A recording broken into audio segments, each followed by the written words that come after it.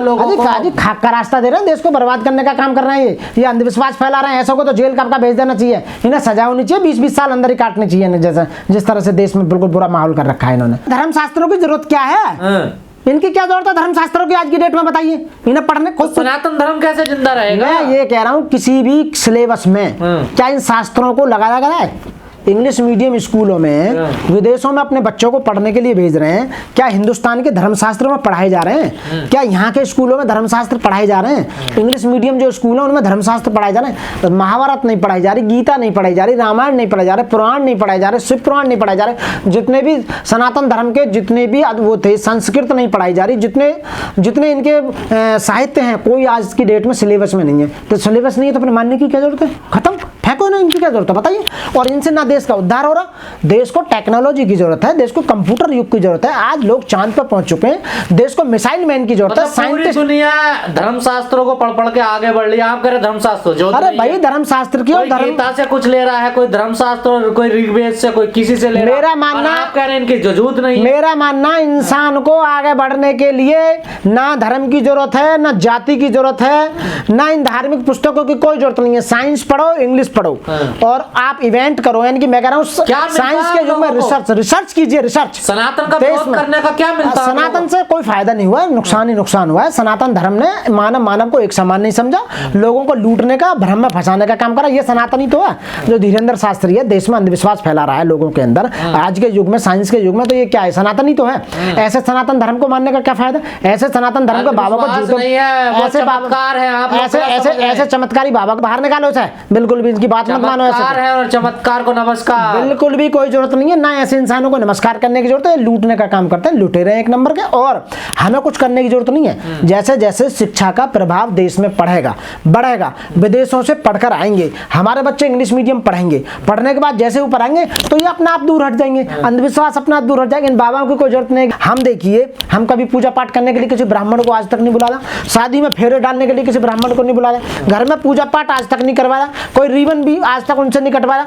तो पद्धति नहीं है, कोई जरूरत नहीं है। तो हम तो सनातन संस्कृति का विरोध करते हैं। हाँ, हम बौद्धिस्ट है ना, हम बौद्धिस्ट है ना, तो हम मोंक को बुलाते हैं। हम भगवान बुद्ध के धर्म को मानते हैं और अपने यहाँ पर हम मोंकों को बुलाते हैं। मोंक जो होते हैं, हमारी ग्रैंड मदर मर गई थी तो हमने जब किसी पंडित के द्वारा कोई कार्य नहीं कराया, हमारे यहाँ मोंक आए, जो मोंक जो होते हैं उनके द्वारा हमने कार्य पद्धति की गई, हमें वो बहुत बढ़िया लगी। तो इसलिए जहाँ जहाँ भ्रम फैलाता हो, स्वामी प्रसाद जो कह रहे हैं कि धर्म शास्त्रों का बहिष्कार होना चाहिए, ना बैन होना चाहिए, मैं उनका सपोर्ट करता हूँ। पूरी तरह से सपोर्ट करता हूँ स्वामी प्रसाद मौर्य का। वो अपनी जगह बिल्कुल सही है। उन्होंने कुछ इतने बड़े नेता हैं, कुछ सोच समझ के पढ़ लिख कर ही कुछ ना कुछ। मीडिया वाले कह रहे हैं आप लोगों का इलाज होना चाहिए, हम मानसिक संतुलन खो बैठे हैं। हम मानसिक संतुलन हम नहीं खो बैठे हैं। उनके बिजनेस पर प्रहार हो रहा है, उनके खजाने में बढ़ोतरी नहीं हो रही है, गरीब लोग समझता जा रहा है, गरीब लोग बच्चे पढ़ रहे हैं तो उनको पच नहीं रहा है। आज हम बोलने का काम कर रहे हैं तब उन्हें नहीं पच रहा, आज हम गाड़ी में चलते हैं तब उन्हें नहीं पच रहा, आज हम टाई लगाकर कोर्ट में चलते हैं तब उन्हें नहीं पच रहा,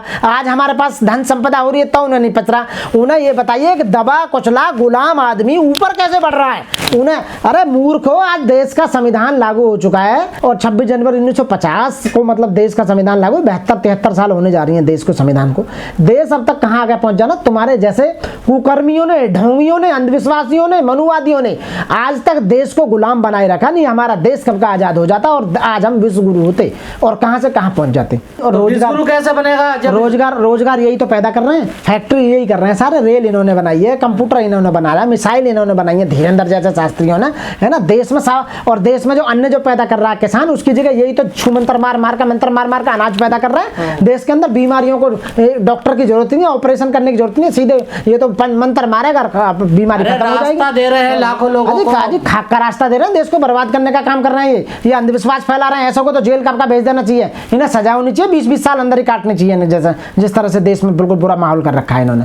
साथियों, मैं आपके माध्यम से, चैनल के माध्यम से आप लोगों से मैं प्रार्थना करता हूँ, अपने बच्चों को पढ़ाई पर फोकस करें और ज्ञान प्राप्त करने का कुछ है। ऐसे बाबाओं को लात मारो, ठोकर मारो, ऐसे बाबाओं के पास जाने की जरूरत नहीं है। ये एक नंबर के तुम्हारे मेहनत के पैसे को लूटने का काम कर रहे हैं साथियों। बच्चों को पढ़ाने का काम कीजिए, बाबा साहब के सपने को पूरा कीजिए। जब आज हमारा समाज जब ऊपर पढ़ने लगा है, अधिकारों में बाबा साहब ने अधिकार दिलाए संविधान के रास्ते, जब ऊपर बढ़ने लगे तो ऐसे बाबा आकर माया जाल में फंसाने का काम कर रहे हैं। आपको हिप्नोटिज्म करते हैं, आपको माया जाल में फंसाते हैं, आपको वो उल्टे सीधे दिन बताकर आपको पढ़ाई का आपके जो विकसित होने की जो प्रणाली है उसे खत्म करने का काम करते हैं। साथियों ऐसे लोगों से दूर रहें। आप लोग सनातन को समझते नहीं है। आप दूर रहें। कोई सनातनी नहीं है, कोई भगवान नहीं है। भगवान बुद्ध ने 2500 साल पहले कह दिया भगवान नाम की कोई चीज नहीं है। इसलिए बागेश्वर में का जो धीरेन्द्र शास्त्री एक आम मानव है, हमारी तुम्हारी तरह, बल्कि वो बस केवल बिजनेस चलाकर लूटने पैसा लूटने का काम करता है। हनुमान चालीसा पढ़ते हैं साथियों, हम हनुमान चालीसा वो सब आदमियों बनाई है, वो हमने बनाई है। हनुमान चालीसा हम जैसे लोगों ने तैयार की है, मंदिर हम जैसों ने किया है, और वो शास्त्री जो ना पैदा वो हम जैसों ने पैदा करा है।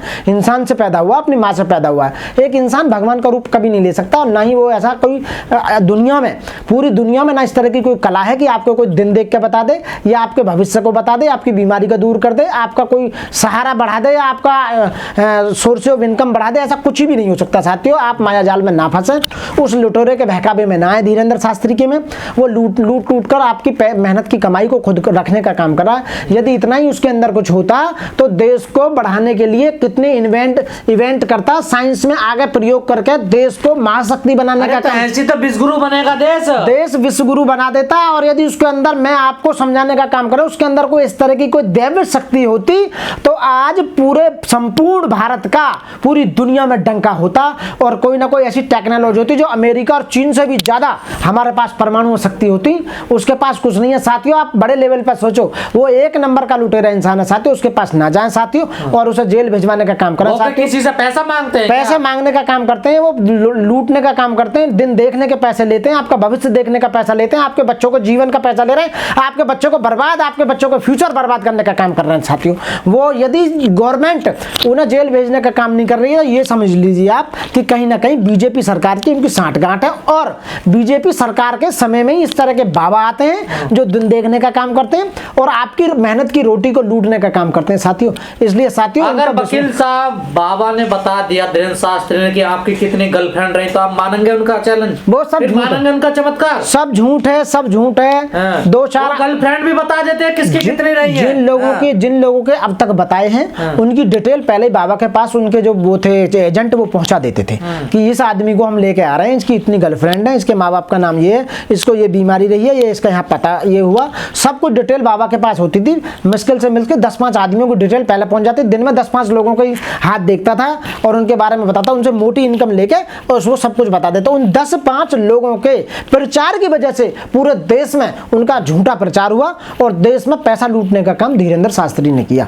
एक नंबर का। आप लोग चाहते क्या? कभी तो आप रामचरितमानस का विरोध करते हैं, कभी मनुस्मृति को जलाते हैं, आप सनातन के पीछे क्यों पड़े? हम सनातन के पीछे नहीं पड़ी। कोई भी ऐसा इतिहास, कोई भी ऐसा कस्टम, कोई भी ऐसा कानून, कोई भी ऐसे अंधविश्वास में की गई बातें जिससे मानव का अहित होता हो, मनुष्य का विकास बंद हो जाता हो, उसका चहुमुखी के विकास रुकता हो, या देश की बदनामी होती हो, तो मैं ऐसे लोगों को बुरा मानूंगा और उनका विरोध करूंगा। बाबा साहब ने कहा था कि जब भी कभी कहीं गलत हो रहा हो उसका विरोध जरूर करना। विरोध करना धर्मशास्त्रों का विरोध क्यों? धर्मशास्त्रों का इसलिए यदि धर्मशास्त्रों में गलत बात लिखी हुई है और आज हम पढ़ लिख कर इतने काबिल हो गए हैं कि उसकी एक्सप्लेनेशन करके देख रहे हैं तो हमारे अहित की बात करता है, तो हम बिल्कुल उसके खिलाफ हैं आज की डेट में।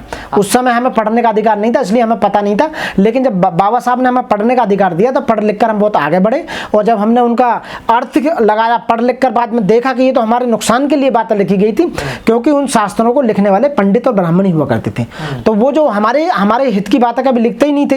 अब हमारे लोग पढ़ने लिखने के कानून बनाने लगे। बाबा साहब ने जैसे देश का संविधान बनाया, ऐसे ही बहुत शास्त्र अपने लोग लिखने लगे। हमारे तो PhD होल्डर दुनिया भर के लोग हैं, पढ़ा आप लोग पता चला। कोई भी ऐसा शास्त्र, कोई भी कि धर्मशास्त्रों को बैन करें, बहिष्कार करें। स्वामी प्रसाद मौर्य का कल बयान आ गया, मैं ये कह रहा हूँ शास्त्रों को बैन करो, इनका बहिष्कार करो।